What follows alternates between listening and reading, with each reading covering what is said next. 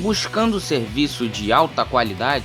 Marianos Car, oficina mecânica especializada em nacionais e importados.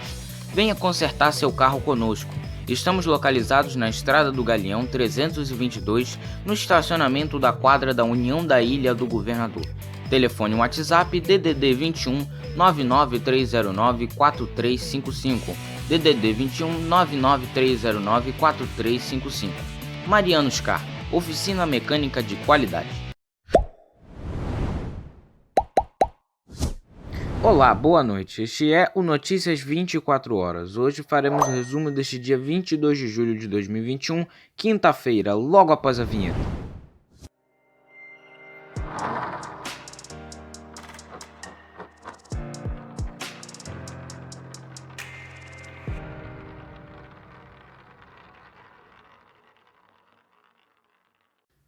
Bem, vamos começar nosso resumo de notícias de hoje, mas já peço para você deixar o seu like, se inscrever no canal, ativar o sininho das notificações e também ajudar no compartilhamento desse resumo de notícias para todo mundo ficar muito bem informado.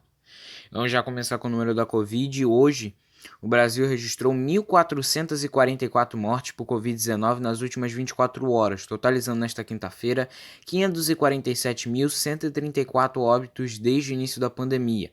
Com isso, a média móvel de morte nos últimos 7 dias chegou a 1.155, o menor registro desde o dia 26 de fevereiro, quando estava em 1.148. Em comparação à média de 14 dias atrás, a variação foi de menos 17% e aponta a tendência de queda. É o 26º dia seguido de queda nesse comparativo, faltam apenas 4 para completar um mês de queda. Em casos confirmados, desde o começo da pandemia, 19.524.092 brasileiros já tiveram o novo coronavírus, com 49.603 casos confirmados no último dia. A média móvel nos últimos 7 dias foi de 37.479 novos diagnósticos por dia, o menor registro desde o dia 7 de janeiro, quando estava em 36.452. Isso representa uma variação de menos 21% em relação aos casos registrados na média há 2 semanas, o que indica a tendência de queda também nos diagnósticos. E ainda relacionada à notícia sobre a Covid, hoje o governo do estado do Rio de Janeiro afirmou, nesta quinta-feira, que 4 pessoas já morreram no estado pela variante Delta da Covid, a variante indiana. Foram 2 mortes em Nova Iguaçu, em Duque de Caxias, cidade da Baixada Fluminense, e a outra em uma cidade ainda em investigação. Na última rodada de pesquisa epidemiológica feita no estado, das 380 amostras analisadas, 16% eram da variante Delta. A variante Delta representa 16% dos casos, mas a variante Gama ainda é a mais comum no estado. O município de Duque de Caxias, na Baixada Fluminense, deu mais detalhes sobre a primeira morte da variante Delta ocorrida na cidade. Isso eu vou deixar o site aqui na descrição abaixo para vocês darem uma olhada melhor nessa notícia. Indo para outra notícia, hoje o presidente Jair Bolsonaro confirmou que o senador Ciro Nogueira do Progressistas do Piauí foi convidado e aceitou o convite para assumir a Casa Civil do governo. Ele assumirá a pasta na semana que vem.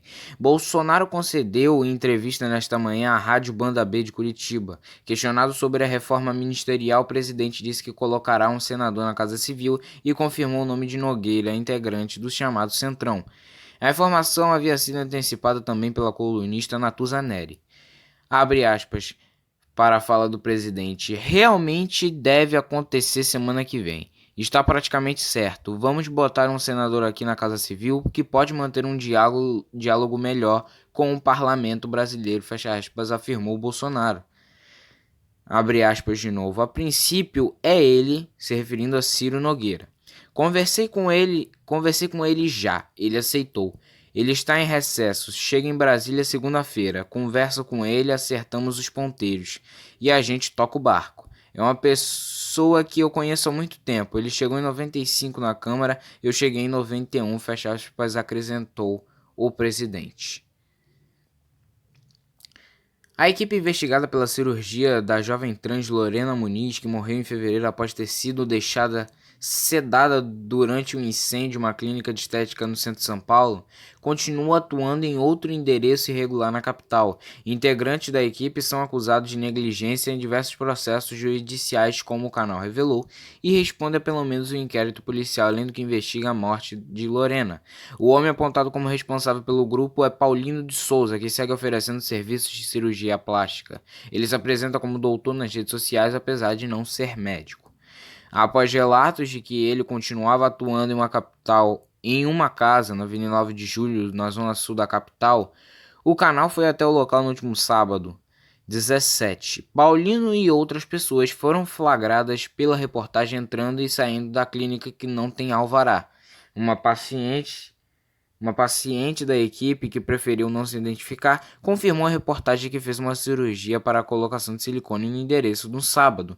A mulher enviou imagens do interior da clínica e da sala de operação. Outras 2 mulheres foram vistas saindo enfaixadas do local.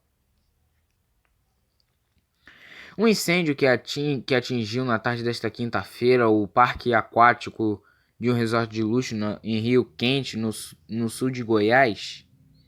Não, na verdade, um incêndio atinge na tarde desta quinta-feira o parque aquático de um resort de luxo em Rio Quente, no sul de Goiás, perdão. Agora consertando. Um vídeo mostra que as chamas consomem parte da estrutura do Hot Park, enquanto turistas deixam o local. Não há feridos, conforme o Corpo de Bombeiros afirmou em nota. A corporação informou que o fogo começou na vegetação por volta das 1 da tarde e que uma faísca atingiu o teto do restaurante, que é de palha. De acordo com os bombeiros, o material é muito inflamável, o que colaborou para que as chamas se alastrassem de forma rápida. O técnico de laboratório Thiago Ribeiro da Silva, de 37 anos, estava no local com a família quando o incêndio começou. Ao canal, ele contou que foram momentos de desespero. Abre aspas. A praia estava lotada, todo mundo ficou apavorado, tinha muita criança e idosos. Todos ficaram desesperados, correndo para todos os lados, fecha aspas, disse o técnico. O vídeo também terá o link aqui na descrição para vocês verem o momento do incêndio no Hot Park. O ministro da Defesa, Braga Neto, negou nesta quinta-feira que tenha feito ameaças contra a realização das eleições de 2022. Reportagem do jornal Estado de São Paulo relatou que Braga Neto teria enviado um recado ao presidente da Câmara, Arthur Lira, do PP ou Progressistas de Alagoas, no dia 8 de julho, dizendo que, se não for aprovado o voto impresso e auditável, não haverá eleições em 2022.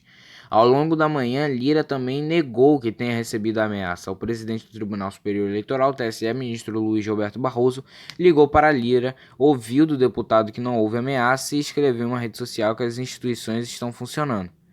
O Braga Neto falou sobre o tema após um evento no Ministério da Defesa. Abre aspas para a fala do ministro.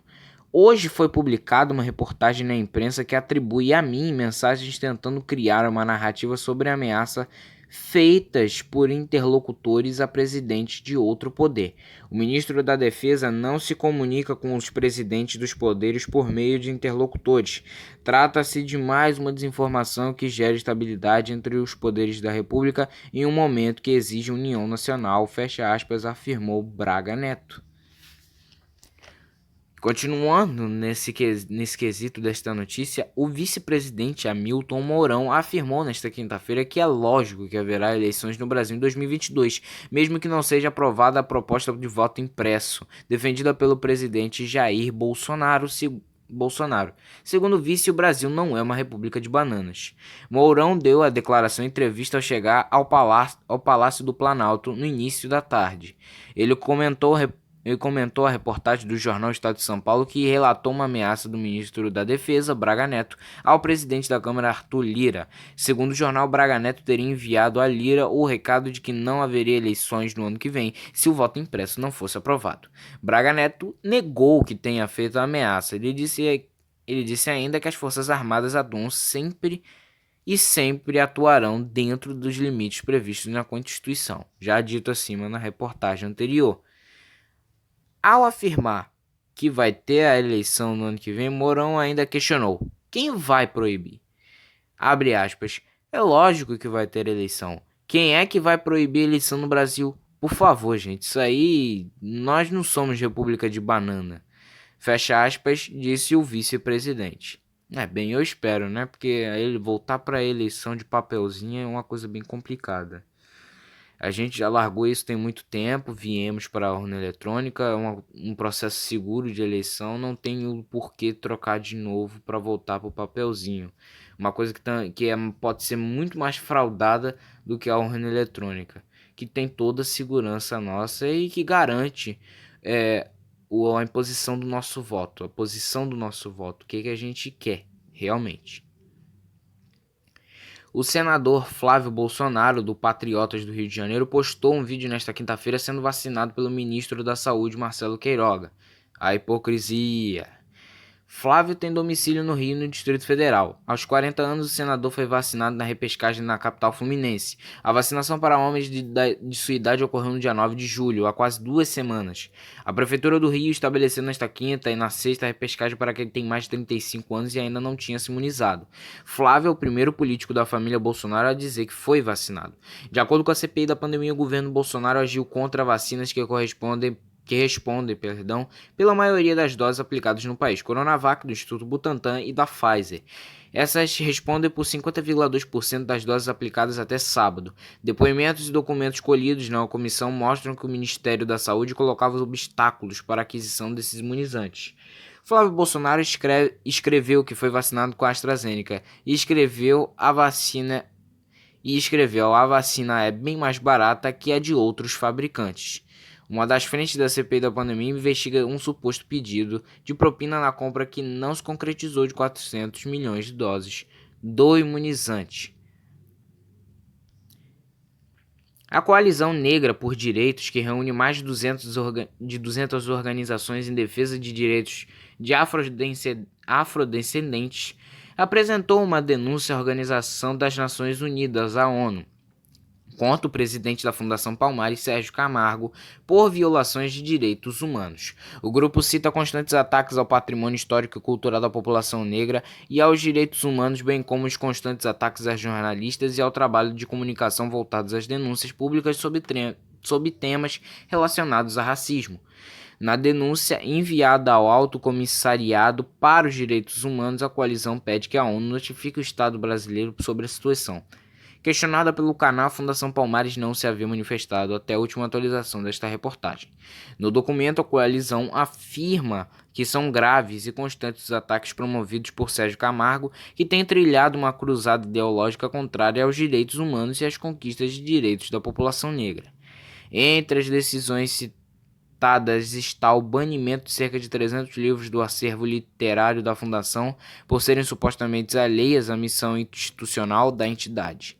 Menciona ainda a retirada de 27 nomes da lista de personalidades negras, entre eles Gilberto Gil, Marina Silva e Benedita da Silva. Os atos foram suspensos pela Justiça. Um vídeo de uma confusão na fila da vacinação contra a Covid-19 na cidade de Baiux, na Paraíba, viralizou após circular nas redes sociais nessa semana, mas publicado, obviamente, foi no Twitter. Porque é no Twitter onde circula a maioria das coisas que a gente sabe, que a gente vê, né? Nas imagens, 3 mulheres e um homem trocaram empurrões e chegaram a atirar cadeiras uns contra os outros. A briga aconteceu na terça-feira no bairro de Tambai.